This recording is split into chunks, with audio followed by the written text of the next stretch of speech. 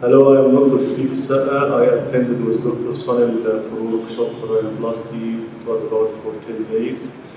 Actually, I have the opportunity to have good experience with different cases, with variety of cases, from straightforward rhinoplasty to cleft rhinoplasty to some anomalies with it, and also to see some anomalies with the palate surgeries.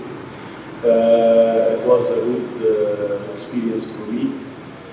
And also I find Dr. Sunil that he is a good man, he is a good surgeon, he can give good support to the people with him.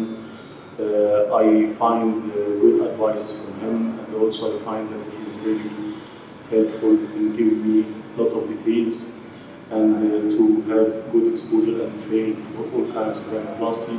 I think also he is a good man with his friends and his staff. And I find hospital a nice place and a comfortable and convenient place to have this course. And I will advise my colleagues and my friends in my field of ENT surgery, if they are interested of a rhinoplasty and all kinds of oral axillary surgery if they like to do, I will advise them to have this course very soon.